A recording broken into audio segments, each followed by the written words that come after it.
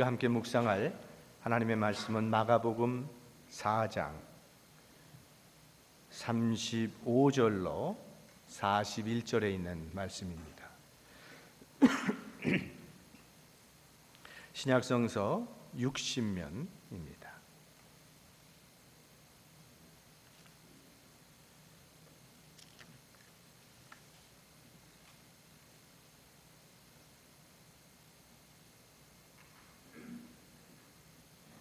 마가복음 4장 35절로 41절 하나님의 말씀입니다. 그날 저물 때에 제자들에게 이르시되 우리가 저편으로 건너가자 하시니 그들이 무리를 떠나 예수를 배에 계신 그대로 모시고 가매 다른 배들도 함께 하더니 큰 광풍이 일어나며 물결이 배에 부딪혀 들어와 배에 가득하게 되었더라. 예수께서는 고물에서 베개를 베고 주무시더니 제자들이 깨우며 이르되 선생님이여 우리가 죽게 된 것을 돌보지 아니하시나이까 하니 예수께서 깨어 바람을 꾸짖으시며 바다더러 이르시되 잠잠하라 고요하라 하시니 바람이 그치고 아주 잔잔하여지더라. 이에 제자들에게 이르시되 어찌하여 이렇게 무서워하느냐 너희가 어찌 믿음이 없느냐 하시니 그들이 심히 두려워하여 서로 말하되 그가 누구이기에 바람과 바다도 순종하는가 하였더라. 예수님은 이 땅에 계실 때에 기적을 많이 행하셨습니다. 이 예수님의 기적은 기적 자체보다 그 기적이 지니고 있는 의미가 중요합니다. 기적은 기적으로 끝나는 것이 아닙니다. 그 기적 속에 계시되어 있는 하나님의 말씀이 있습니다. 예를 들어 예수님께서 병자를 고치셨습니다. 이것은 예수님에게는 인간의 고난을 이길 수 있는 권세가 있다는 것을 교훈하는 그런 계시적인 기적입니다. 예수님께서 죽은 나사로를 살리셨습니다. 예수님은 죽음을 이기는 권세가 있다는 교훈이고 예수님께서 물 위를 걸어가셨습니다. 예수님에게는 자연을 다스리는 권세가 있다는 뜻이고 또 귀신들을 쫓아내십니다. 예수님의 권세는 영의 세계를 다스릴 수 있는 그런 권세를 포함하고 있다고 하는 것을 다 나타내주는 그런 기적의 사건들입니다. 우리가 앞으로 몇 주간 동안은 예수님의 기적을 살펴보면서 그 속에 계시되어 있는 하나님의 말씀을 같이 찾아보고자 합니다. 오늘 사건은 예수님과 예수님의 제자들이 복음의 사역을 한 지방에서 충실히 감당한 후에 이제 또 다른 지역에 가서 사역을 감당하기 위해서 예수님과 제자들이 옮겨가는 과정에 발생한 사건입니다. 갈릴리 바다를 배를 타고 건너가다가 광풍을 만나게 되었습니다. 갈릴리 바다는 워낙 기후 변덕이 심한 그런 곳입니다. 그래서 예기치 않게 광풍이 몰아닥치는 바람에 해상 사고가 빈번한 곳입니다. 열대 지방에서 볼 수 있는 이 돌풍이 갑자기 불어닥치면 그런 풍랑을 만나면 배가 침몰을 하기 때문에 많은 인명 피해가 있었던 곳입니다. 오늘 예수님의 일행이 그러한 광풍을 만난 것입니다. 그 광풍이 얼마나 심했던가 하는 것은 제자들의 고함 소리를 들어보면 우리가 추측할 수가 있을 것입니다. 선생님이여 우리가 죽게 된 것을 돌보지 아니하시나이까. 그 배에 타고 있는 모든 사람들이 죽음 직전에 놓이는 위험 수위에 놓이게 됐다는 것이죠. 아주 다급한 상황에 처하게 된 것입니다. 그래서 주무시던 예수님께서 일어나셔서 바다를 꾸짖으시고 바람을 꾸짖으심으로 잔잔하게 하심으로 제자들을 구원하셨다라고 하는 그런 기적의 이야기가 오늘 본문의 줄거리입니다. 그러면 이 기적 속에 계시된 하나님의 말씀은 무엇인가? 먼저 이 기적 속에는 자연에 대한 교훈이 있습니다. 우리 기독교는 하나님을 창조주로 믿습니다. 창세기 1장 1절 성경 제일 처음부터 선언되는 것이 태초에 하나님이 천지를 창조하시니라. 하나님을 창조주로 선언하시는데 이건 대단히 중요한 의미를 가지고 있습니다. 이 세상의 모든 것의 근원이 하나님이며 그러므로 모든 것의 목적은 모든 피조물의 목적은 하나님께 있다고 하는 것을 선언하는 그러한 말씀입니다. 이 진화론에서 아무리 설명을 하려고 해도 설명할 수 없는 것들이 있습니다. 그 중에 하나가 무에서 유가 되는 것을 도저히 설명할 수가 없습니다. 진화가 됐다고 하는데 그렇다면 그 진화의 첫째 물질은 어디서 나왔는가 하는 것입니다. 거기는 대답이 없습니다. 답이 없습니다. 그냥 저절로 있어진 것이라고 전제하에 그 다음부터 진화를 설명해 나가는 것뿐입니다. 근데 이 진화론이 가지고 있는 더 치명적이고 결정적인 약점이 있다면 목적이 없다는 겁니다. 무목적. 자연적으로 발생해서 생긴 것이 무슨 목적이 있을 수 있겠습니까? 거기에는 아무 목적이 있을 수 없습니다. 결국 인간 자체도 목적이 없는 것입니다. 거기에는 죄도 있을 수 없고 거기에는 의라는 것도 존재하지 않습니다. 그런 논리로 살아가면 인생은 결국 아무런 의미도 목적도 없는 것이죠. 인생은 무엇인가? 라고 하는 이 질문은 우리 인간 역사가 시작된 그 첫 순간부터 끊임없이 지금까지 반복되어 온 질문인데, 지금까지도 그 누구도 명쾌하게 이 질문에 대한 답을 줄 수 있는 사람이 없습니다. 그러나 성경은 그것에 대해서 아주 분명하고 명쾌한 답을 줍니다. 인간이 어디서 왔으며 인간은 어디로 가는가? 인간은 하나님께로서 왔고 하나님께로 돌아가는 존재라고 성경은 분명히 선언하고 있습니다. 우주 만물은 저절로 생긴 것이 아닙니다. 하나님께서 어떤 목적을 가지고 창조하셨다는 것입니다. 그래서 인간을 비롯한 모든 피조물들은 하나님이 창조하셨기 때문에 하나님의 지배를 받고 살아가는 것입니다. 이 하나님의 지배를 이야기할 때는 우리가 보통 두 가지를 생각하게 됩니다. 하나는 자연 계시적인 지배, 또 하나는 특별 계시적인 지배라는 것이 있습니다. 먼저 이 자연 계시적인 지배라는 것은 무엇을 의미하는 것인가? 하나님께서 우주 만물을 창조하실 때 그 속에 원리를 주셨습니다. 그것을 우리는 자연 법칙이라고 부릅니다.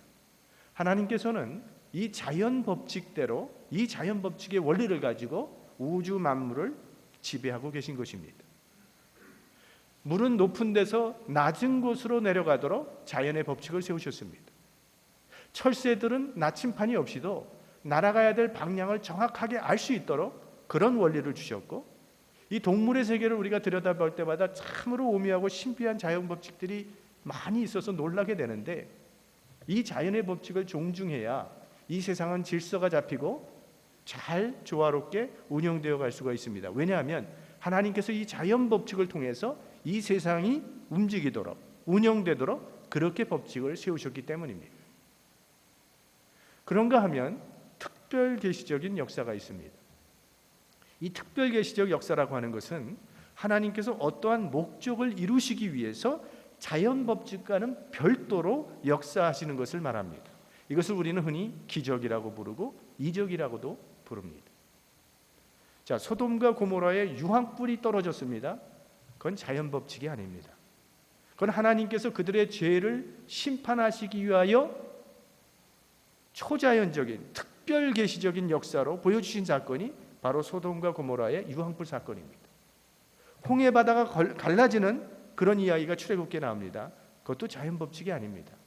그것은 이스라엘을 구원하시려는, 그래서 자연 법칙을 초월하셔서 행하셨던 하나님의 특별 역사에 속하는 것입니다. 예수님이 신약 성경에 보면 물 위를 걸어가시는 사건이 나타나죠. 그것도 특별 계시적 역사입니다. 근데 우리가 기억해야 될 것은 이 특별 계시적 역사에는 반드시 목적이 있다고 하는 것이죠. 오늘 예수님께서 갈릴리 바다와 바람을 향하여 명령하십니다. 꾸짖어 잠잠하라 하셨습니다. 말씀하셨습니다. 이 사건은 예수님의 어떤 마술적인 능력을 자랑하기 위해서 이 성경 속에 있는 것이 아닙니다. 여기에는 목적이 있습니다. 우주 만물을 다스릴 수 있고 지배할 수 있는 분은 오직 창조주 하나님 한 분뿐이십니다. 그런데 하나님이 하시는 그 일을 오늘 보니까 예수님도 행하시더라는 것입니다. 하나님께서 자연을 지배하시는 것처럼 오늘 예수님이 자연을 지배하고 계십니다. 자연 세계가 하나님의 말씀에 순종하여 순응하는 것처럼 오늘 갈릴리 바다와 갈릴리의 바람이 예수님의 말씀 앞에 순종하며 순복하더라는 것입니다. 무슨 뜻이겠습니까? 예수님은 하나님이심을 계시하는 그런 사건입니다. 자, 예수님께서 오늘 바람을 꾸짖으셨다고 하셨는데, 이 꾸짖는다라고 하는 그 단어가 귀신을 꾸짖는다라는 그런 말씀을 하실 때도 똑같은 단어가 쓰여졌고, 또 예수님이 가끔 제자들을 꾸짖는데도 이 단어가 똑같이 사용되고 있습니다. 그러니까 예수님은 귀신도 꾸짖었고 사람도 꾸짖었고 바람도 자연도 꾸짖으셨습니다. 왜? 이 모든 것들은 피조물이기 때문입니다. 예수님은 하나님이시기 때문에, 창조주 하나님이시기 때문에 피조물을 향하여 명령할 수 있는 권세가 있다는 것이죠. 그리고 예수님이 명령을 하시면 피조물은 다 명령대로 순종을 합니다. 즉 예수 그리스도는 하나님이심을 계시하는 사건이라는 것이죠. 근데 오늘 기적 속에는 또 한 가지의 목적이 있습니다. 예수님께서 오늘 이 기적을 베푸시는 목적은 제자를 구하시려는데 그 목적이 있습니다. 예수님께서 바다를 잔잔케 하셨다, 풍랑이 멈췄다라고 하는 그 사실 자체가 중요한 것이 아닙니다. 그것은 하나의 방법에 지나지 않습니다. 중요한 것은 예수님께서 제자들을 구원하시기 위하여 오늘 이러한 이적을 베푸셨다고 하는 것입니다. 어떤 사람들은 그런 기도를 한다고 합니다. 하나님, 주님, 저도 이 성경 속에 나오는 그 초자연적인 기적 한 번만이라도 체험하게 해주시면 제가 평생 변함없이 주님을 열심히 섬기겠습니다 라는 그러한 마음은 사실은 기적 자체에 대한 흥미요 호기심일 뿐입니다. 성경에 보면 예수님께 그런 마음을 가지고 기적을 보여달라고 요청한 사람들이 있었습니다. 그러나 예수님은 그런 기적에 한 번도 그런 기적의 요청에는 들어주신 적이 없습니다. 그러나 하나님의 구원의 역사가 필요하다고 생각되는 곳에는 어디에나 기적이 나타났고 또 기적이 나타날 수 있습니다. 한 중국 지하교회 목사님의 간증이 있습니다. 어느 날 이 공산당원이 지하교인들이 예배드리는데 들이닥친 겁니다. 근데 이들이 나병 환자를 데리고 왔습니다. 그리고 말하기를 이 환자를 고치라고. 만약 고친다면 당신들이 예수 믿는 거 내가 그냥 내버려 두겠고 나도 당신들과 똑같이 예수 믿는 사람이 되겠다고 시험하더랍니다. 그러나 당신들이 이 사람을 오늘 고치지 못한다면 내가 오늘부터 당신들 예수 믿지 못하게 하더라도 아무 말 하지 말라. 그렇게 나병 환자를 데리고 와서 지하교인과 목사님들 앞에, 목사 앞에서 그런 얘기를 했다는 거죠. 그래서 지하교인들과 목사님이 이 나병 환자를 가운데 놓고 기도하기 시작했습니다. 하나님, 이 환자를 고쳐주시지 아니하면 저희들은 더 이상 예수 믿을 수가 없습니다. 우리 주님이 우리의 상황을 잘 아시지 않습니까? 우리 예수 믿고 싶습니다. 계속 신앙생활 하고 싶은데 그러려면 하나님 이 사람 꼭 고쳐주셔야 됩니다. 간절히 기도했더니 정말 그 나병이 깨끗해지는 기적이 일어나더라는 겁니다. 그게 그 목사님의 간증입니다. 그래서 구원받았다고 하는 그런 간증입니다. 하나님의 구원이 필요한 곳에는 지금도 얼마든지 기적은 일어나고 있습니다. 그래서 칼빈은 이런 말을 했습니다. 기적은 하나님께서 자기 백성을 구원해 나가시는 표적이다. 그런데 우리가 주의해야 할 점이 있습니다. 하나님이 우리를 구원하시는 여러 가지 방법을 주셨는데도 불구하고 오로지 한 가지 나는 기적만을 고집하는 것은 문제라는 것이죠. 몸이 아픕니다. 그러면 하나님께서 병원을 세워주셔서 거기 가서 고치면 될 텐데 나는 절대로 병원 안 가. 난 약도 안 먹어. 반드시 초자연적으로 하나님께서 기적으로 나를 고쳐주시기를 고집하는 그런 신앙에는 문제가 있다고 하는 것입니다.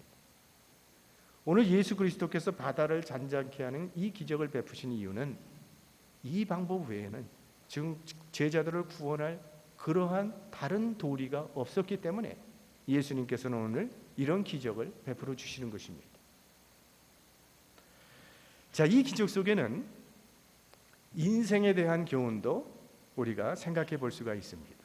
우리 인생이라고 하는 것이 어떤 목적지를 향하여 배를 타고 항해하는 여행객과 같습니다.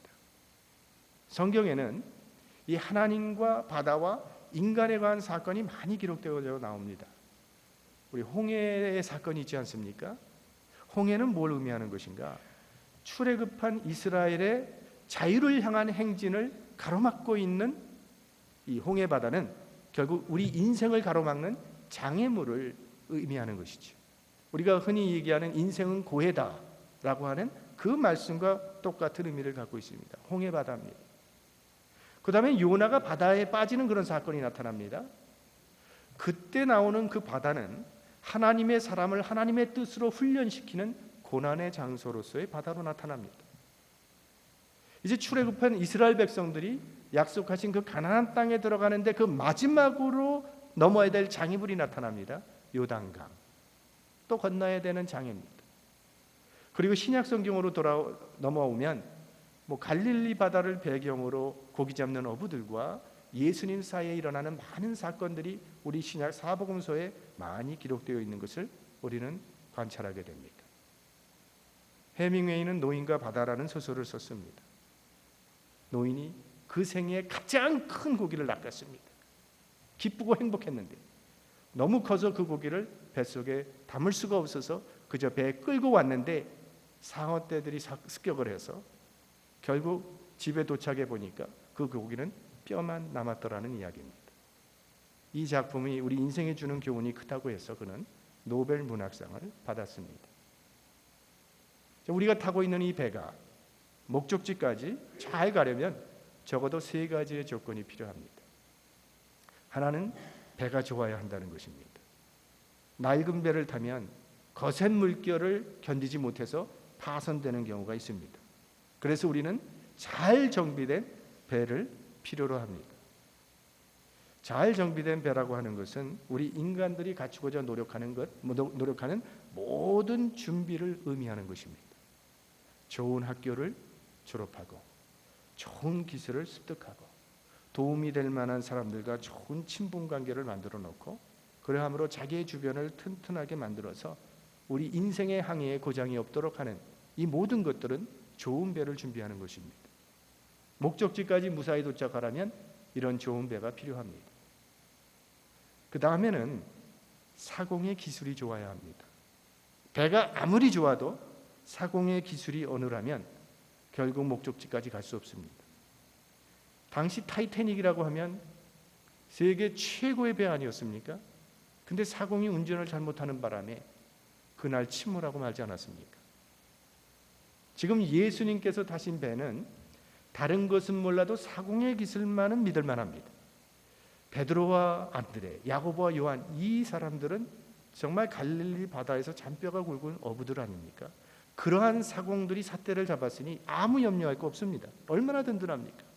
예수님도 그 제자들의 그 배 짓는 실력을 믿었기 때문에 타자마자 주무시고 계시는 모습이 나타납니다. 그런데 아무리 배가 좋고 아무리 사공의 기술이 좋아도 목적지까지 갈 수 있는 개런티는 되지 않는다고 하는 것이 오늘 본문의 말씀입니다. 한 가지 더 큰 조건이 필요합니다. 그것은 일기가 좋아야 한다는 것입니다. 근데 이것은 우리 인간의 힘으로 가능치 아니한 부분이고 도무지 예측할 수도 없는 조건이 되므로 바로 여기에 우리 인간의 갈등과 고민이 있는 것이죠. 우리가 갖출 수 있는 모든 조건을 아무리 완벽하게 갖추었다 할지라도 일기가 좋지 않으면 아무 소용이 없다는 것입니다. 결국 그 문제는 하나님의 손에 달려있는 것이요 결국은 하나님께서 지켜주셔야만 우리는 목적지까지 무사히 갈 수가 있는 것입니다. 우리 다 경험을 했습니다. 예전에 소풍을 참 흥분 가운데 기다리는 소풍날인데 소풍날이 되면 우리 선생님들이 우리 학생들에게 알려주지 않습니까? 내일 오전 9시까지 창경원으로 집합해라. 근데 거기서 끝나지 않고 꼭 단서가 하나 붙습니다. 단 비가 오면 학교로 돌아올 것. 아무리 우리가 플랜을 잘하고 준비를 해도 일기는 하나님께서 하시는 일이기 때문에 우리가 어떻게 할 수가 없는 것입니다. 해가 날지 그렇지 않으면 비가 올지 또 풍랑을 만날지 도무지 예측할 수 없는 상태에서 배를 출발해야 하는 것이 우리 인생입니다. 그래서 오늘 제자들이 탄 배가 가던 도중에 큰 풍랑을 만난 것이죠. 인생 여정에서 풍랑은 언제나 찾아옵니다. 어떤 사람은 참 어린 나이에 고아가 되는 참 슬픈 풍랑을 만나는 그런 사람들도 있습니다. 어떤 사람은 대학 시험에 낙방해서 좌절하는 풍랑, 사업에 실패하는 풍랑, 실현당하는 풍랑, 병들어 입원하는 풍랑, 가정이 깨어지는 풍랑, 자식이 탈선하는 풍랑, 강도 맞는 풍랑 등등 고난 없는 사람은 한 사람도 없습니다. 가난한 집에도 풍랑은 찾아오고 재벌의 집에도 풍랑은 찾아옵니다. 대통령에게도 풍랑은 있고 거지에게도 풍랑이 있습니다. 믿음이 있는 사람에게도 고난은 있고 믿음이 없는 사람에게도 고난은 찾아옵니다. 그럼 성령 충만한 사람은 그런 풍랑을 피할 수 있는가? 가장 성령 충만했던 사도 바울, 그 바울의 삶은 고난 그 자체입니다. 오늘 보시면 예수님이 탄 배에도 풍랑이 찾아오는 것을 발견하게 됩니다. 오늘 제자들에게 닥친 이 풍랑이 얼마나 심했는가 하는 것은 이들이 죽겠다고 야단하는 것을 보면 우리가 짐작할 수가 있고, 사실 여러분 이 제자들은 배의 전문가들 아닙니까? 이들은 눈을 감고도 갈릴리 바다를 왔다 갔다 할 수 있는 자신 있는 기술자들인데 아무리 전문가도 풍랑 앞에는 소용이 없는 것입니다. 아무리 똑똑하고 아무리 기술이 있고 아무리 실력이 있어도 어쩔 수 없는 그런 경우를 당하게 됩니다. 그래서 이들은 예수님, 주무시는 예수님을 깨워서 주님, 우리가 죽게 되었습니다. 우리를 구원해 달라고 지금 야단을 치고 있고 아우성을 치는 것이죠. 근데 사실 우리가 객관적으로 이 사건을 생각해 보면 지금 이 뱃속에 타고 있는 사람들 중에 가장 위험한 사람은 예수님입니다. 왜? 예수님은 바닷사람이 아니기 때문에. 예수님은 목수 아닙니까? 반면 이 제자들은 갈릴리 바다에서 평생 잔뼈가 굵은 사람들, 이 사람들은 사실 배가 뒤집어도 얼마든지 이겨낼 수 있는 넉넉한 기술을 갖고 있는 사람들입니다. 사실은 제자들이 예수님의 안전을 걱정했어야죠. 주님, 이거 배가 침몰할지도 모르니까 위험하게 느껴지면 주님 제 팔을 꼭 잡으십시오. 그럼 제가 주님을 안전한 곳으로 모시겠습니다 라고 말해야 될 이 상황 속에서 오히려 예수님을 붙잡고 예수님 우리를 도와달라고, 예수님 구원해달라고, 우리 죽게 됐다고 야단을 부리고 있는 것입니다. 그러면 이렇게 죽게 된 제자들을 향해서 오늘 예수님은 뭐라고 대답을 하시는가? 이 당황 속에 두려워하는 제자들을 향해서 예수님은 그들을 이해하거나 그들을 위로하는 분위기의 말이 나타나질 않습니다. 정말 야 이거 큰일 났구나, 우리 한번 같이 살 길을 강구해보자, 이러한 말을 하지 않습니다. 오히려 제자들을 책망하고 계십니다. 어찌 믿음이 없느냐? 바로 이것이 예수님이 보신 문제였다는 것입니다. 오늘 본문의 제자들이 마지막에 보면 서로 나누는 대화가 나옵니다. 그가 누구이기에 바람과 바다도 순종하는가? 즉 아직도 제자들은 예수님이 누구인지 모르고 있었다는 것입니다. 예수님은 지금 바로 그것을 책망하고 계시는 것입니다. 제자들은 그동안 예수님과 함께하며 예수님이 베푸신 그 교훈과 기적들을 직접 듣고 보았던 사람들 아닙니까? 오병이어로 5천 명을 먹인다고 하는 사건이 그게 가능한 일입니까?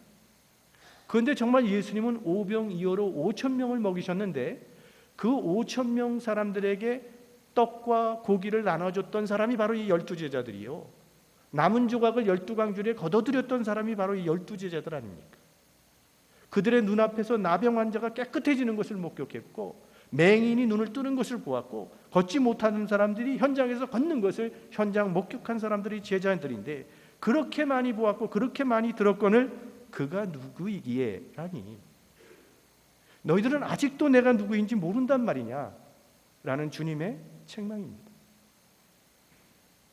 오늘 예수님의 책망은 바다에 일어난 광풍보다 제자들의 마음에 일어난 광풍이 더 크다고 보신 것입니다. 그리고 그 제자들의 마음속에 일어나는 이 두려움의 광풍이 왜 일어나는지를 가르쳐 주시는 겁니다. 어찌 믿음이 없느냐? 다시 말하면 믿음이 없기 때문이었다는 것입니다. 여러분, 우리가 이 땅을 살아가면서 여러 어려움을 만날 때가 있습니다. 그럴 때에 두려움을 느끼게 되는데 도대체 우리의 마음속에서 일어나는 이 두려움은 어디서 나타나는 겁니까? 왜 두려워하는 것입니까? 근본적으로 풍랑이 문제가 아니라는 것입니다. 믿음이 문제라고 오늘 예수님께서 지적하시는 것입니다. 너희들이 하나님의 능력과 너희들이 하나님의 섭리를 믿는 믿음이 없는 것이 문제임을 지적하고 계신 것이죠. 지금 우리들은 예수님을 믿고 살아가고 있습니다. 우리는 예수님을 믿는다고 하면서도 사실은 예수님이 누구인지를 잘 모르고 살아가는 경우가 얼마나 많은지 모릅니다. 우리가 믿고 있는 예수님이 누구십니까? 오늘 적어도 오늘 말씀이 우리에게 제시하는 예수님은 하나님이시라는 것입니다. 살아계신 하나님, 어제나 오늘이나 영원토록 동일하신 그 하나님, 이 세상 모든 것이 우리 주님의 권세 안에 있다는 것이죠. 우리가 합력하여 선을 이루시는 이 예수 그리스도, 우리 하나님의 사랑과 이 능력과 섭리를 믿을 수만 있다면 우리는 어떤 상황에 처한다 할지라도 두려워할 필요가 없습니다. 그게 오늘 예수님께서 우리에게 교훈해 주시는 말씀입니다. 사도행전에 보시면 바울이 죄수가 돼서 배에 타고 로마로 호송되어 가는 그러한 기록이 나타납니다. 근데 바울도 배 타고 가다가 큰 광풍을 만나게 됩니다. 그때 배에 탔던 276명의 사람들이 배에 탔다고 했는데 다 죽게 됐다고 아우성을 치고 자 두려워할 때에 바울이 그때 설교를 합니다. 여러분, 아무 걱정하지 말고 안심하십시오. 우리 가운데 그 누구도 한 사람도 생명하는 해함을 받지 않을 것입니다. 하나님께서 제게 말씀하셨습니다. 네가 반드시 로마 가이사 앞에 서야 될 것이라고 약속해 주셨습니다. 그러므로 배가 뒤집어진다 할지라도 아무 염려하지 마십시오. 절대 우리들의 생명은 하나님께서 보존해 주실 것입니다. 안심하십시오. 그래서 그 사람들을 진정시켰습니다. 결국 한 사람도 죽지 않았습니다. 무슨 의미인가? 하나님께서 정하신 목적이 있으면 그 목적이 다 이루어지기까지 하나님은 하나님의 백성을 끝까지 보호하고 인도하신다는 것입니다. 하나님께서는 우리 각 사람 한 사람을 향한 하나님의 뜻을 가지고 계십니다. 우리를 향한 그 하나님의 뜻이 이루어지기까지 우리 하나님은 졸지도 아니하시고 주무시지도 아니하시고 영원토록 우리를 지키시고 보호해 주신다는 것입니다.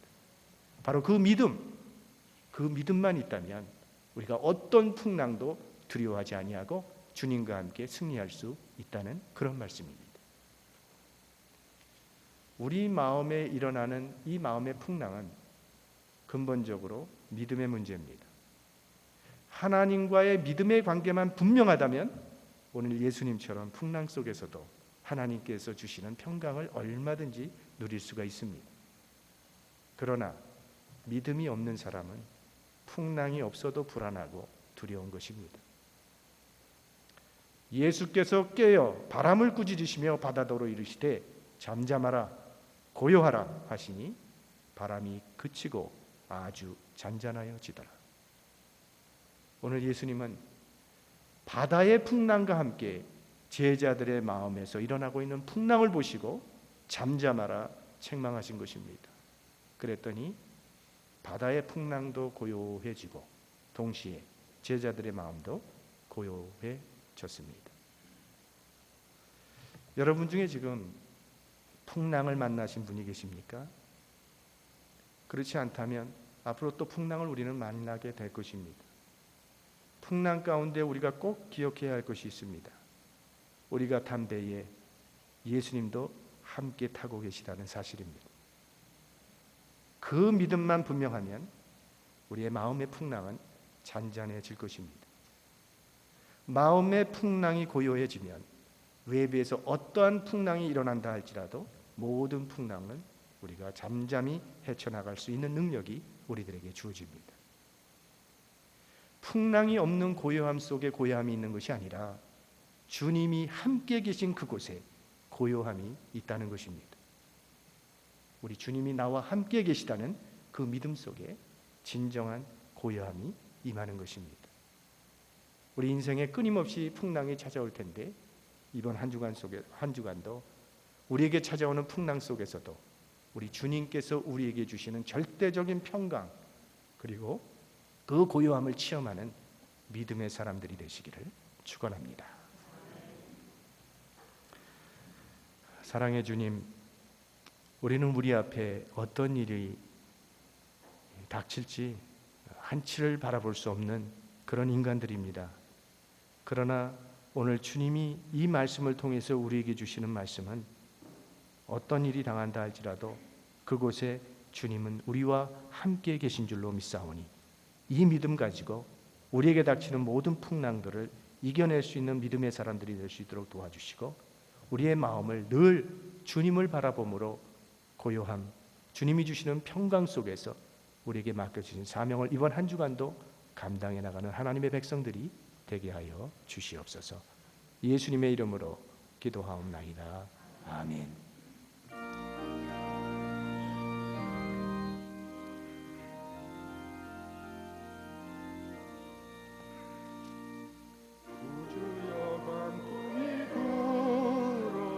큰 물결이 일어나 온 하늘이 어둠에 쌓여 피할 곳을 모르니 우리가 죽게 된 것을 안 돌아봅니까? 깊은 바다